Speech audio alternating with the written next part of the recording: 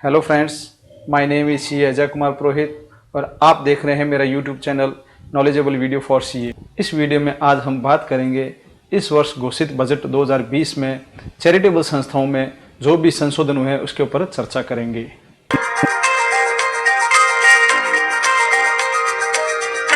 वर्तमान में कर छूट के लिए चैरिटेबल संस्थान के पंजीकरण की प्रक्रिया आयकर अधिनियम की धारा 12AA के प्रदान की जाती है।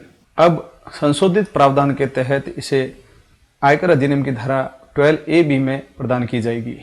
वर्तमान में आयकर अधिनियम की धारा 12AA के तहत दिया गया पंजीकरण तब तक मान्य रहता है जब तक कि इसे एप्रोप्रिएट अथॉरिटी के द्वारा कैंसिल न कर दिया जाए। इसके अलावा यदि हम बात करें तो इस प्रकार की संस्थाएं ATG के अप्रूवल के लिए भी एलिजिबल होती है। Universities, education institutions, hospitals and other medical institutions धारा 1023C में अप्रूव्ड होती है और वो टैक्स एग्जम्पशन में क्लेम कर सकती है। इस तरह की इंस्टीट्यूशंस जब तक अप्रूव्ड रहती है जब तक एप्रोप्रिएट अथॉरिटी से कैंसिल ना कर दे।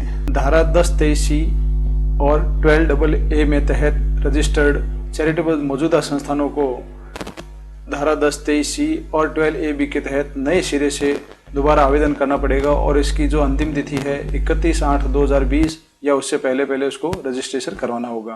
फ्रेश रजिस्ट्रेशन की जो अवधि है वो 5 वर्ष के लिए होगी। धारा 1023C या 11 में जो छूट क्लेम करते हैं संस्थान, और इस प्रकार की संस्थाओं को प्रत्येक 5 वर्ष में अपने रजिस्ट्रेशन का नवीनीकरण करवाना होगा। जहां एक ट्रस्ट या संस्थान अपने ऑब्जेक्ट्स में संशोधन करती है तो इस तरह के संशोधन की तिथि से 30 दिन के भीतर उसको डेजिग्नेटेड अथॉरिटी से फिर से आवेदन करना होगा। अब हम प्रोविजनल रजिस्ट्रेशन के संबंध में बात करेंगे।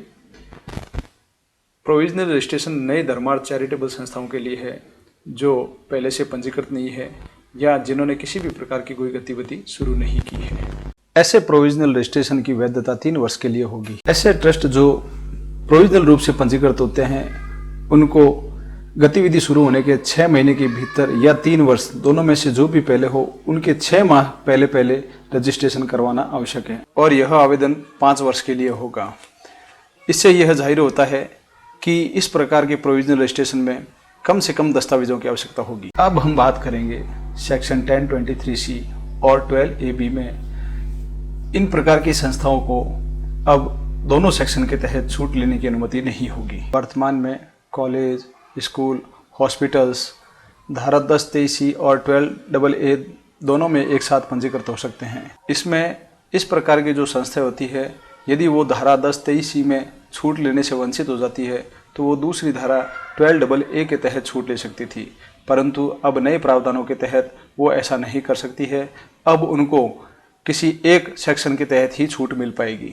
अब धार्मिक संस्थाओं को दान प्राप्त होने पर रिटर्न कंपल्सरी फाइल करना होगा। अब ऐसे संस्थान जो धारा 80G के तहत पंजीकृत होते हैं उनको दान प्राप्त करने पर अपने दान प्राप्ति की सूचना विद इन टाइम फाइल करना आवश्यक है। अब दानदाताओं द्वारा दिए गए दान की रकम की कटौती तभी मिल पाएगी जब इस प्रकार की संस्था ने इस प्रकार का रिटर्न फाइल कर दिया हो। यदि ये संस्था रिटर्न टाइम पे फाइल नहीं करती है तो इसके ऊपर लेट फीस और जुर्माना लगेगा। चैरिटेबल संस्थानों के रिटर्न फाइलिंग की तारीख भी 30 सितंबर से बढ़ाकर 31 अक्टूबर कर दी गई है। नए प्रावधानों में यदि हम संक्षेप में बात करें तो प्रत्येक संस्थान को 31/8/2020 से पहले नए सिरे से आवेदन करना होगा। नए संस्थानों को प्रोविजनल रजिस्ट्रेशन लेने के लिए गत वर्ष के 1 माह पूर्व आवेदन करना होगा जिस वर्ष में उनको छूट लेनी है। अब नए संस्थानों को मिलने वाला रजिस्ट्रेशन 5 साल के लिए वैध होगा और अवधि समाप्ति के 6 माह पूर्व उनको नए सिरे से आवेदन करना होगा। अब संस्थान के ऑब्जेक्ट क्लॉज में किसी भी प्रकार का संशोधन होता है तो संशोधन की तिथि से 30 दिन के भीतर दोबारा आवेदन करना होगा। Thanks for watching my video. Please like my video and subscribe my channel. अगर आपको कोई इस संबंध में डाउट हो तो मुझे कमेंट बॉक्स में कमेंट कर सकते हैं। Thank you.